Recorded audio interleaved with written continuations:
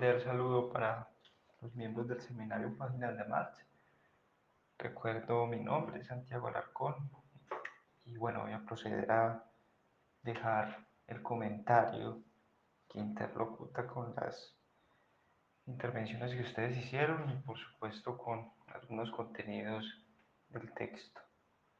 Siempre es bueno recordar pues que nuestra labor como coordinadores de los subgrupos, o por lo menos como lo veo yo, es también orientar y darle una cierta ubicación a los temas que vamos desarrollando eh, en el, a medida pues, de los encuentros, ver cuáles son las conexiones, cuáles son eh, la lógica que implican esos temas, no solamente exponerlos, sino en la medida de las posibilidades, desarrollar todos los contenidos que están implícitos en estos temas. Entonces, por eso siempre me gusta como hacer un punto en las intervenciones, recordando como esa concatenación. El problema que nosotros, o desde el cual habíamos decidido abordar el asunto de, o este texto en particular del manifiesto, era el de la creación de la religión y su conexión con dinámicas productivas, sobre todo por lo que en el texto anterior de la ideología alemana y en este y el próximo que vamos a ver, el que tenemos por lectura, que es un apartado del fetichismo de la mercancía de Marx que está en su texto El Capital. Todos estos textos tienen en común que insisten mucho en esos procesos económicos que acá decimos que sirven para construir o para forjar la religión, pero en sí mismos, en el marxismo, en Marx, en Engels particularmente, están concebidos como procesos en los cuales se crean las conciencias. Es decir, la expresión es un poquito más amplia, uno podría ahí incluir los fenómenos ideológicos y culturales a los cuales está haciendo referencia Marx, no solamente a la religión. Y bueno, eso no solamente hay que enunciarlo, eso hay que entenderlo pues en sus procesos y en sus dinámicas. De parte de ustedes, escuchando los audios, tanto del martes como del miércoles, eh, ya veían, incluso recordaban que el tema de esa creación entre, o esa relación más bien entre la producción material y la producción intelectual es una constante, tanto en Engels como en Marx. O sea, si bien lo veíamos en textos anteriores, acá lo refrendamos de una manera muchísimo más específica y de hecho, pues siempre Marx y Engels nos recuerdan como los procesos históricos que están en esa relación entre lo material y lo intelectual, ¿cierto? Acá, por ejemplo, nos recuerda nuevamente que ciertas ideas cristianas se volvieron predominantes es porque una forma social la impulsó y hizo que triunfaran esas ideas por sobre otras concepciones religiosas, pero que luego cuando esas ideas cristianas son vencidas por la ilustración, que es un proceso que va aparejado con la superación de la sociedad feudal.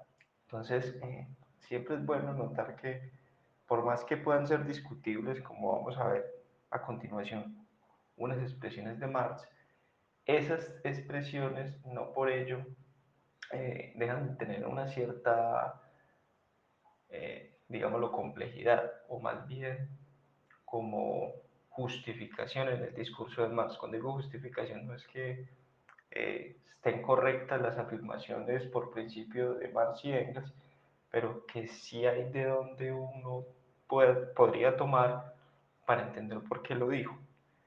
Es como eso. Entonces, miren que acá pone siempre esos ejemplos, lo que habíamos visto en textos anteriores también con Engels, son una constante a la hora de manifestar que esas ideas religiosas van aparejadas con procesos de confrontaciones políticas, de correlación de fuerzas entre las clases sociales y a su vez la definición de esas clases tiene procesos económicos.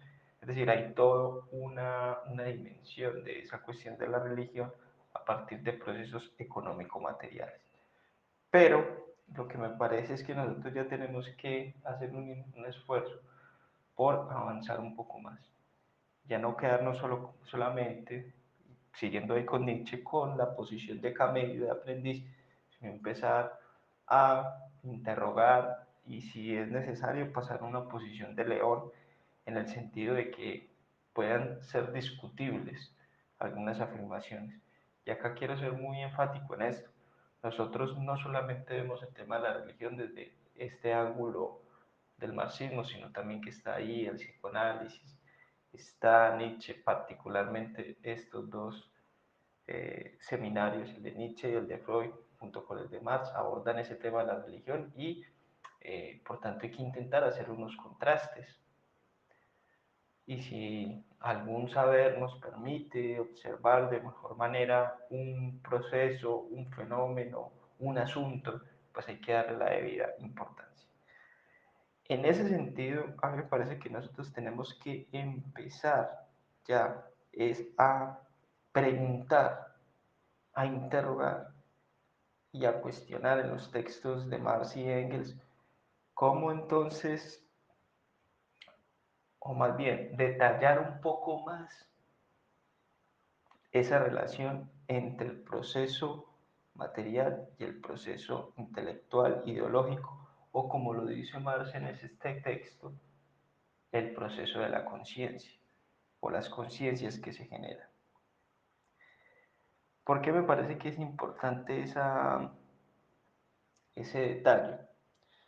Voy a empezar introduciéndolo con una pregunta que surgió en las intervenciones. Y era una intervención que aludía al hecho de que hay, hay momentos en los cuales surgen ideas contrahegemónicas. Es decir, no solamente han existido las ideas, digámoslo, dominantes. No es que las ideas dominantes, aunque ahí sería bueno una claridad, decir ideas dominantes no quiere decir únicamente. Es decir, una idea dominante es, digámoslo, porque tiene una fuerza en procesos sociales para instalarse, constituirse y luego propagarse. Y lo hace, digámoslo, de forma más masiva que otro tipo de ideas. Pero no quiere decir que esa idea dominante sea la única idea existente en la sociedad. También hay otras. Pues de hecho, Marx y Engels lucharon en épocas sociales donde todavía el marxismo no se convertía en una idea dominante, sino que pujaba con otras concepciones. No obstante, ellos hicieron una lucha, ellos expresaron sus ideas y lograron sentar una posición a partir de lo que pensaban. Y entonces ahí uno se tiene que preguntar cómo surgen esas ideas contrahegemónicas. Es decir, en el contexto de unas sociedades que impulsan unas ideas que están a favor de la clase dominante, ¿cómo sucede que hay unos sujetos en la sociedad que rompen? Es decir, que ya esos procesos de ideologización existentes no pueden tener efecto en esos sujetos, sino que más bien estos personajes rechazan, contradicen y por tanto se posicionan contra eso. Es muy interesante porque ahí entonces hay un factor del sujeto que interviene también en la creación de la conciencia. Luego lo vamos a interrogar un poco mejor, pero me parecía importante ese planteamiento que surgía de un aporte de ustedes, en tanto que nos permite remitirnos a esa pregunta, ¿cómo surgen esas ideas contrahegemónicas? Incluso yo también lo consideraba de la siguiente manera, y es cómo se forma un revolucionario. Alguien decía que de hecho han existido esas ideas en el contexto de la dominación de la clase más privilegiada, pero yo le agregaría eso. muchos de los que hemos conocido como revolucionarios, por poner un caso, el mismo Engels, eran miembros de la gran burguesía. Miren qué paradoja. Engels era un tipo que tenía una fábrica creo que era de lana, algo así, y su posición política, su posición ideológica la puso, lo inclinó hacia luchas sociales, incluso hasta ir en contra de lo que él, en términos de clase social, económica y material, era. Entonces, miren que no todo lo define ese aspecto económico material. Y ese es el punto al cual quiero, digámoslo, conducirnos. Porque hay una afirmación que me parece que es bueno pues plantearla así sea de forma momentánea, y es cuando Marx nos dice aquello de que la desaparición de ciertas formas de conciencia va aparejada con la desaparición de los antagonismos de clase. Porque me parece que hay un punto crucial. Yo puedo entender hasta cierta medida que la formación de las conciencias hayan estado entretejidas e interrelacionadas con estas, con los antagonismos de clase, que no es otra cosa que decir los procesos económicos, los procesos materiales, todo eso que hemos visto. Y de hecho Marx lo ha ejemplificado y Engels también lo han ejemplificado de buena manera. Se puede entender ese punto. La cuestión es cómo darle lugar ya al ámbito cultural y subjetivo del ser humano en ese proceso de creación de la conciencia. ¿Por qué? Porque es discutible esa aseveración de que la desaparición de los antagonismos necesariamente lleva a la superación o a la desaparición de ciertas formas de conciencia. ¿Por qué lo digo? Porque podríamos entonces suponer que si hay hipotéticamente un estado social o una circunstancia en la cual no hay clases sociales, por tanto, por ejemplo, no habría religión, desaparecería la religión, se haría innecesaria la religión, porque todo parece indicar que el punto esencial que Marx le está dando punto acá, le está dando lugar acá a la creación de la religión y a la creación de la conciencia en general, porque yo pongo el ejemplo con la religión, pero Marx dice la conciencia, ciertas formas comunes de conciencia, es decir, lo extiende esa expresión de lo que es conciencia, es decir, lo que es ideológico, lo que es, digamos, la mentalidad en las masas y en la gente. Entonces, si se superan esos antagonismos de clases, estas formas de conciencia se volverían inútiles. Yo creo que ahí hay algo que, que, como les decía al inicio de la intervención, debe empezar a bordear una posición de león frente a estas aseveraciones de Marx. Como digo, yo no interpelo la relación entre lo material y lo ideológico. Lo que interpelo es que haya un punto de lo material ligado específicamente a las condiciones o a los medios de producción o a las dinámicas productivas que se tomen como el único factor o el factor primordial para la generación de la ideología. O bueno, podría ser un factor primordial, pero habría que ver cómo se entreteje con las otras dinámicas sociales, con las otras atmósferas.